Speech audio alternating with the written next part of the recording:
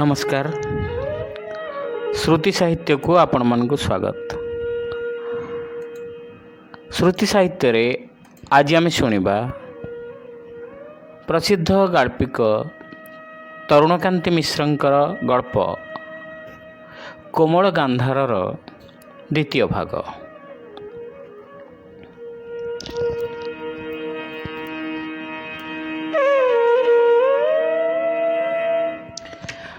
सुमन्युर कविता भी मु ठीक रूपे बुझीपार नी।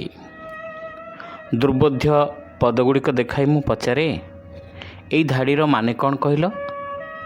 से मत बुझाइबा चेष्टा करे, किंतु गोटाए कविता पढ़ी मु चमकी उठिली। मोर गणित सर्वस्व मनरे भी ताहा गार टाणी देइथिला किछि समय पई। एई कविताटी तमे ताकु नहीं लिखच। सुमन्युर गोटे भीषण अपराध जेमती मो आखिरे धरा पड़ जाइछि। से लज्जित भावरे तळकु मुह पोतीदेला। किछि कहला नहीं, किंतु ए किपरि संभव जहाँ सहित से केबे दिने भी कथबार्ता करना, जहाँ सामने पहुँची गले से पलाई जावाक बाट पाए नहीं, ताकु नहीं से कविता लिखिब। सुमन्यु मते भय आखिरे चाहिला, डरिला आउ थर थर स्वर रे कहिला, एक कथा काहाकू कहिबा नहीं, तुमको विद्यारणा ना मु काहाकू कहिबे नहीं, मु आश्वासना दे कहली। किंतु ता सहित मोर कौतूहल मध्य आसिला। पचारली, इंदु को तुम ये कविताटी देखैछ? आतंकित होई सुमन्यु कहला, ना ना मु केबे देखाइबी नहीं। मु आश्चर्य हो जाइथिली। जहा उद्देश्य रे ए कविता लेखा ताकु सेठी लुचाई रखिबार एते चेष्टा काहीकि? किछि समय चुप रही सुमन्यु कहितला, ए कविता मु तांको केबे देखाइबी नहीं, केबे नुहे। जदि से जानिपारती जे तांको नहीं मु कविता लिखिछि, तेबे तेबे कौन हेबो मु बुझीपारली नहीं। तेबे सत कहूची मु आउ बंचिबी नहीं। सत कहूची मु आत्महत्या करदेबी। तापरे से मो हाथरू से कविता खंडक छड़ाई नहीं गला। कागजटी अति जत्न भांगी पकेट्रे पुरेला। यही घटना घटबार किछि दिन परे से मते चुपी चुपी गोटे कथा पचारला। प्रश्नटी सेमती किछि गभीरता हुए तो नहीं, किंतु सेई बयस रे एई प्रश्नटी था एकांत मारात्मक। से पचारला, एटा कौन निहाती पाप कथा? को कथाटा? एई माने तमें खराब भाविब। किंतु मु सुमन्युर कुंठा देखी टिके भरोसा देवा परी कहली, कुह मु आदौ खराब भाबी नहीं। रही रही चापा और म्रियमाण स्वर रे सुमन्यु पचारला, एई जे मु जे माने मु जे मन मने इंदु को लव करुची, एटा कौन निहाती पाप कथा? इस पाप नुहे, तेबे कौन? ए निहाती खराब कथा। मु जो स्वर कथा कहली ताहा मोर निजस्व स्वर नुहे, अभिभावकों को अनुकरण करथिबा गंभीर गला। सुमन्यु तड़कू मुह पोती किछि क्षण बसी रहिला। मोठारू से टिके प्रशयपूर्ण कथा शुणिया को आशा करथिला हुए तो मु किंतु सेतक प्रश्रय दे पारली नहीं। झीओं संपर्क रे मोर जेते किछि कौतूहल और आग्रह थिले मध्य गुरुजन तीक्ष्ण नजर और कठिन शासन भितर गढ़ी उठिथिबा एक अकाल परिपक्व विवेक भितरु एतिकी भाषा ही उच्चारित हैला। निजकु निजे शासन कला परी, ना झील मानक कथा भाबिबा भल नुहे। से माने अलगा, आमे अलगा, से सहित आमर कि संपर्क अच्छी? सुमन्यु कति निरस्त्र हैला नहीं। मते पचारला, अच्छा सत कह तो इंदु को देखिले तुमको केमती लगे? इंदु को देखिले मते किपर लगे से कथा मोर एवं स्पष्ट मन अच्छी। एबे मध्य मो मन भितर एक चंचल शिहरित आवेग चहटी उठे। तार से 15 वर्ष बयसर कुमारी रूप मु भूली पारे नहीं। मथारे गहळ कला बाल जहाँ बेस लंबा और सुंदर, गाढ़ कला भुरु तले उज्जवल गभीर दुई आखि, नरम ओठ और धड़ा धड़ा मुक्ता परी सजड़ा दांत, सबु मिसी से केवल सुंदर देखा जाए नहीं, महिमान्वित मने हुए। खूब शांत धीर स्वभावर झीटी थिला से। स्कूलर सबुठारु दुर्दांत छात्र भी ताको चिड़ेबा पई साहस पाए नहीं। मु एते कथा लेखि मध्य जेतिक बुझाई पारु नहीं सेतक सुमन्यु खूब संक्षेप मते से दिन बुझाई दी पारथिला। मोर छोटिया बेस भल झीटी मंतव्य शुणिबा परे टिके चुप रही चापा दीर्घ निश्वास छाड़ी से कहितला, ताकू देखिले मते केमती लगे मु आदौ बुझाई पारिबि नहीं दीपक। ताकू क्लास रे देखिले मोर मन हुए मो जीवन रे आउ किछि लोड़ा नहीं। ए जीवन रे मु आउ किछि चाहे नहीं। मु एबे एठी मरिगले मध्य मोर किछि दुख नहीं। मु सुखी, मु धन्य। केवल दूररू पलकटिए देखिपारिबार ए जो संतोष से कथा बोध हुए केतकंकु अद्भुत मन हेब। पदे भी कथा न कही निकट सानिध्यर कौनसी लालसा न रखी एतिके परितृप्त हेबार दृष्टांत बोध हुए बहुत बेसी नहीं। सुमनी किंतु सेहीपरि जणे। मु कहली मते से कविताटी टिके दियो, मु आउ थरे भल कर पढ़िबी। कविताटी से दिन मु ता पाखरु नहीं पाखरे रखिथिली। क्यों दुर्बुद्धिर वशवर्ती होई एपरि कामटी मु करथिली ताहा मु आज पर्यंत ठीक रूपे बुझीपारि नहीं।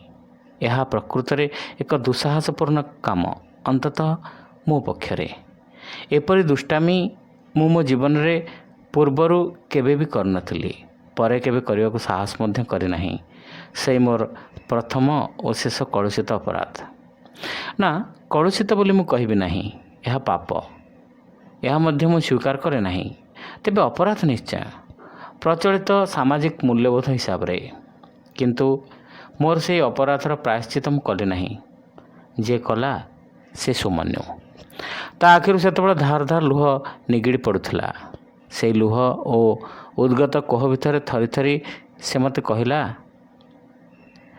जहाँ कहला से तो फरक कहानी। ता पूर्वरु जहाँ घटीला ता प्रथमे कहूची। सुमन्यु ठारे कविताटी मु नेबार 2 दिन पर इंदुर बापा आम स्कूल को आसथिले। बड़ गंभीर थमथम, से जने बड़ ऑफिसर। तांको आम स्कूल समस्ते चिन्हती। तांको सुंदर घरटी मध्य आमे समस्ते देखिचु। इंदुर बापा स्कूल को आसी हेडमास्टर सहित कौन कथबार्ता हेले, तापर चली गले। से चली जिबार ठीक परे परे आम क्लास को हेड सार आसिले। हाथ गोटे लंबा बेत, से बेतर करामती आम कहारी को अजना नुहे। क्लास रे पहुंची से गंभीर स्वर रे डाकिले, सुमन्यु। सुमन्यु क्लास रे अन्यमनस्क होई बसी रहितला, जेमती से अधिकांश समय बसी रही थाए। निज नाम डका हवा सुनी से ठिया होई पड़ला। एठिक आस। सुमन्यु टेबुल पाखक गला। हेड सार तांको हाथ रे धरथिबा गोटे कागज ताकू देखाई कहले, एटा तमे लिखिच?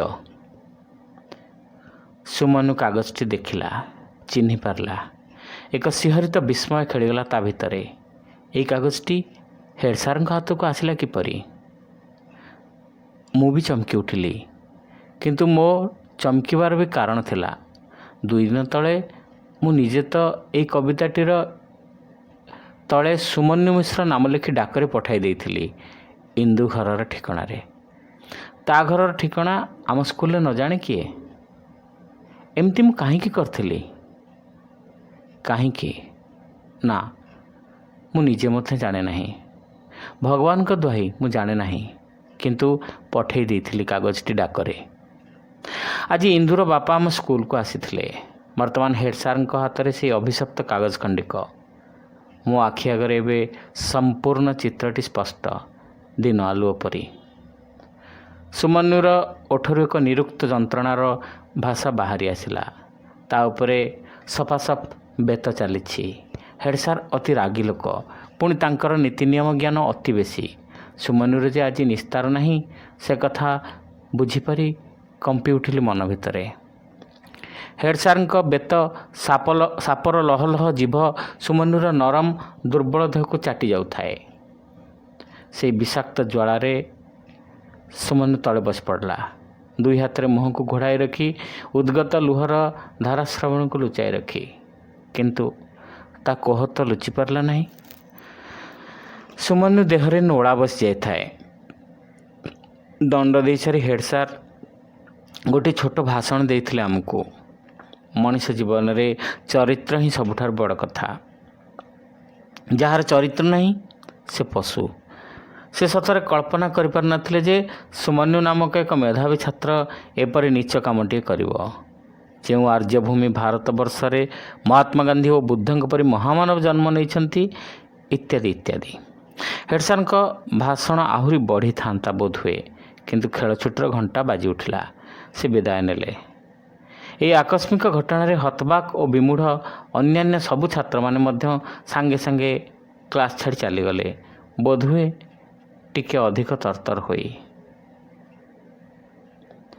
କ୍ଲାସ୍ ନିର୍ଜନ ହୋଇଗଲା ପରେ ମୁଁ ସୁମନ୍ୟୁ ପାଖକୁ ଗଲି। ସୁମନ୍ୟୁ ଟେବୁଲ ପାଖରେ ସେମିତି ଆଣ୍ଠୁମାଡ଼ି ବସି ଆଖି ଲୁହ ପୋଛୁଥାଏ। ସୁମନ୍ୟୁ, ମୁଁ ଭୀତ ସ୍ୱରରେ ଡାକିଲି। ତାର ଆହତ ଦେହରେ ହାତ ଦେବା ପାଇଁ ମୋର ସାହସ ହେଉନଥାଏ। ସେ ମୋ ଡାକ ଶୁଣିଲା ନାହିଁ। ସୁମନ୍ୟୁ ଭାଇ, ମୋର ଦୋଷ ହୋଇଛି। ମୁଁ ତୁମକୁ ନ କହି ମୋ ଭିତରେ କେଉଁଠି ଏତେ ଲୁହ, ଏତେ ଦୁଃଖ, ଏତେ ଅନୁତାପ ଜମି ରହିଥିଲା କେଜାଣି। ମୁଁ ଭୋ ଭୋ କରି କାନ୍ଦି ଉଠିଲି, ତାର ଗୋଟିଏ ହାତକୁ ମୋର ମୁହଁରେ ଚାପି ରଖି। ସୁମନ୍ୟୁ ତା ହାତଟି ମୋ ହାତରୁ ଛଡ଼ାଇ ନେଲା। ମୁଁ ତା ପାଖରେ ବସି ସେମିତି କାନ୍ଦିବାକୁ ଲାଗିଲି। ତା ଆଖି ଏବେ ଶୁଖିଲା, କିନ୍ତୁ ମୋ ଆଖିରୁ ଧାର ଧାର ଲୁହ ବହି ଚାଲିଲା। ମୁଁ ବିକଳ ହୋଇ କହିଲି, ମୋତେ କ୍ଷମା କର ସୁମନ୍ୟୁ, ମୁଁ ଜାଣିନଥିଲି। ସୁମନ୍ୟୁର ହାତ ଏଥର ମୋ ଆଡ଼କୁ ଲମ୍ବି ଆସିଲା। ମୋ ପିଠି ଉପରେ ହାତ ରଖି ସେ ଅଶ୍ରୁ ସଜଳ କଣ୍ଠରେ କହିଲା, ମୁଁ ତୁମର କି ଦୋଷ କରିଥିଲି ଦୀପକ? ତୁମେ ଏମିତି ମୋତେ? ମୋର ଦୋଷ ହୋଇଛି ସୁମନ୍ୟୁ, ମୋତେ କ୍ଷମା କର। ମୁଁ ଏବେ ମୁହଁ ଦେଖେଇବି କାହାକୁ? ମୁଁ ବଞ୍ଚିବି କିପରି? ସେଦିନର ବର୍ଣ୍ଣନା ଆଉ ଦୀର୍ଘ କରିବା ମୋର ଅଭିପ୍ରାୟ ନୁହେଁ। ତେବେ ଏତିକି ଲେଖିଲେ ଯଥେଷ୍ଟ ହେବ ଯେ ସେଦିନ ସୁମନ୍ୟୁ ପଛ ସିଟ୍ରେ ବସି ରହି ନିଃଶବ୍ଦରେ କାନ୍ଦୁଥିଲା ଓ ମୁଁ ଅଲକ୍ଷ୍ୟରେ ତା ପିଠି ଆଉଁସି ଦେଉଥିଲି। କ୍ଲାସ୍ ଶେଷ ହେବା ପରେ ହେଡ଼୍ ସାର୍ଙ୍କ ନିର୍ଦ୍ଦେଶ ଅନୁଯାୟୀ ସେ ଡିଟେନ୍ ରହିଥିଲା ସନ୍ଧ୍ୟା 6ଟା ପର୍ଯ୍ୟନ୍ତ। ମୁଁ ସ୍କୁଲ ଗେଟ୍ ପାଖରେ ଠିଆ ହୋଇ ଅଧୀର ଭାବରେ ତାକୁ ଅପେକ୍ଷା କରିଥିଲି। ସନ୍ଧ୍ୟା 6ଟା ବେଳେ ବିଷର୍ଣ୍ଣ ମ୍ରିୟମାଣ ହୋଇ ଗୋଟିଏ କିଶୋର କ୍ଲାସରୁମ୍ ଛାଡ଼ି ବାହାରକୁ ଆସିଥିଲା। ସାରା ଦିନର ଶାରୀରିକ ନିର୍ଯାତନା ଓ ମାନସିକ ଯନ୍ତ୍ରଣାରେ ସେ ନଇଁ ପଡ଼ିଛି ଆଗକୁ। ମୁଣ୍ଡ ବାଳ ଅବିନ୍ୟସ୍ତ, ଆଖି ଲାଲ, ଓଠ କମ୍ପୁଛି। ସେ ଗେଟ୍ ପାଖକୁ ଆସିବା କ୍ଷଣି ମୁଁ ଆଗେଇ ଯାଇଥିଲି। ମୁଁ ଜାଣେ ସୁମନ୍ୟୁ ମୋ ଅପରାଧକୁ କ୍ଷମା ଦେବ ନାହିଁ। ମୁଁ ତାର ଏହି ବିପର୍ଯ୍ୟୟର ଏକମାତ୍ର କାରଣ। ଆଜି ମୋତେ ଏହି ଦଣ୍ଡ ଦିଆଯିବା ଉଚିତ ଥିଲା, କିନ୍ତୁ ମୁଁ ଦଣ୍ଡ ପାଇଲି ନାହିଁ। ଯେ ଦଣ୍ଡ ପାଇଲା ସେ ସୁମନ୍ୟୁ। କେହି ଜାଣିଲେ ନାହିଁ ଯେ ମୁଁ ହେଉଛି ଦୋଷୀ, ସୁମନ୍ୟୁ ନିର୍ଦ୍ଦୋଷ। ଏକଥା ଭାବି ଭାବି ଆଗେଇ ଯାଉ ଯାଉ ମୁଁ ହଠାତ୍ ରହିଗଲି। ଦେଖିବାକୁ ପାଇଲି ଗେଟ୍ ସେ ପାଖରୁ ଆଉ ଜଣେ ବାହାରି ଆସୁଛି, ଅଶରୀରୀ ଛାୟା ପରି। ସନ୍ଧ୍ୟାର ଛାୟାନ୍ଧକାର ଭିତରେ ସେପଟୁ ଯିଏ ବାହାରି ଆସିଲା ତାକୁ ମୁଁ ଚିହ୍ନି ପାରିଲି। ସେ ହେଉଛି ଇନ୍ଦୁ। ଇନ୍ଦୁ କଥା ମୁଁ ଏଯାଏଁ କିଛି କହିନାହିଁ, ହେଲେ ତା ସମ୍ପର୍କରେ आउ कहिबार बा थिला कौन? से दिनसारा अति गंभीर होई निज स्थान रे बसी रहिथिला। सुमन्यु जेबे बेतमाड़ खाई कांदुथिला, हेड सार जेतेबेले तार चरित्र उपरे भाषण देउथिले, जेतेबेले पियन नोटिस नहीं आसिला जे सुमन्यु आज 6टा जाए डिटेन रहिबो, सारा समय इंदु थिला नीरव निश्चल, जेमती ता देहरे प्राण नहीं, से पत्थर पलटि जाइछि। एबे किंतु मो सामनारे इंदु। से गेट सेपटू धीर पादरे बाहरी आसिला, छपी छपी अति संतर्पण रे। सामनारे इंदु को देखी सुमन्यु थमकी ठिया होई पड़ला, किंतु किछि से कहबा पूर्वरु सुनागला इंदुर बाष्परुद्ध आवेग कंपित कंठस्वर। सुमन्यु, मु तुमको भल पाए। नीरव निर्जन सेतबेले सारा पृथ्वी जेपरी। आकाशरे संध्यार विसर्ण अंधार, पवनर गति नहीं, सारा परिवेश शून्य और निर्जन। से परिवेश भितरे ए स्वीकारोक्ति शुणागला, अद्भुत, असहाय और विदीर्ण। मोर मन है जमती से स्वरटी निशब्दर व्यापी जाई सारा आकाश और अंधकार को आच्छन्न करदेला। मुमूर्षु पवन रे प्राणस्पंदन संचारे देला। तापरे इंदु सुमन्युर अति निकट को चली आसिला, कहिला, सुमन्यु, मु तुमको सतरे भल पाए। गभीर वेदना और अश्रुरे इंदुर स्वर सजल हो उठिला। तार निश्वासर गति द्रुत हो उठला, जमती से दुई हाथ सुमन्यु को निज छाती रे चापी धरला, गभीर रूपे ता ओठरे चुंबन देला। तापरे गोटे झटकारे निजको मुक्ति करि नहीं क्यों अंधार रे मिसीगला।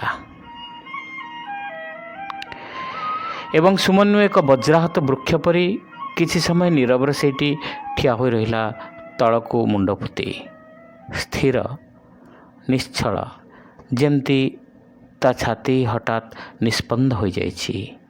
निश्वास जाऊ नहीं, देहरे प्राण नहीं। तापर टिके कंपी उठिला तार देह। से धीर पादरे चलवाक लगिला, प्रेतायित गति परि निरुदिष्ट।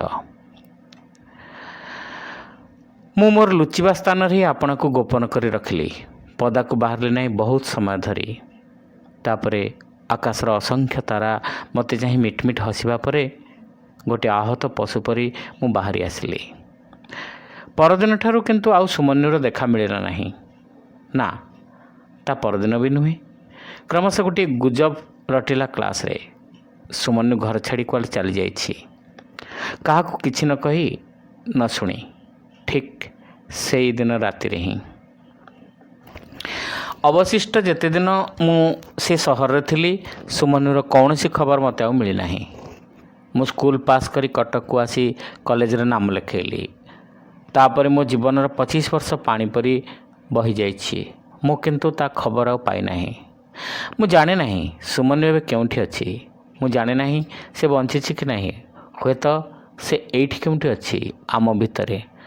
हुए तो से मोर ए गपटी पढ़ी हसीदेव। का पुरुष भीरु एतिक से कहब मने मने। मु का पुरुष निश्चय, भीरु निश्चय, नहले से दिनर से घटनाटी परे मु मोर अपराधटी को एमती नीच भाव लुचाई रखिथांती किपरि।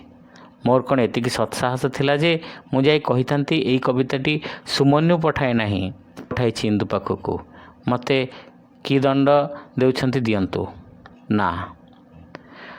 से कथा मु कहि पारली नहीं। तार कारण मु इंदु को केबे हृदय दे भल पाई नहीं। केवल तार रूप को देखी मुग्ध और संतुष्ट होइछि मात्र। तारी आकर्षण करबा ही थिला मोर मुग्ध संतुष्ट मनर कामना। सेइथिपई एक कापुरुष परी, एक भीरु परी मु आत्मगोपन करिगली। किंतु सुमन्यु आखिर लुह और हृदयर जंत्रणा नहीं से चलीगला, बोधहुए खूब दूर को।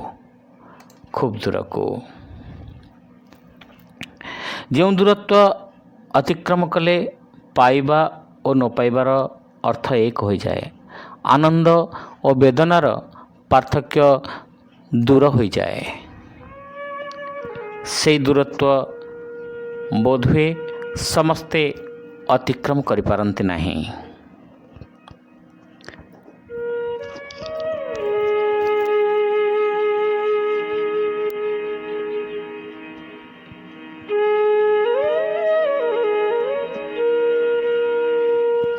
ଶ୍ରୋତା ବନ୍ଧୁ, ଏଇଠି ସମାପ୍ତ ହେଲା ତରୁଣକାନ୍ତି ମିଶ୍ରଙ୍କର ଗଳ୍ପ କୋମଳ ଗାନ୍ଧାର।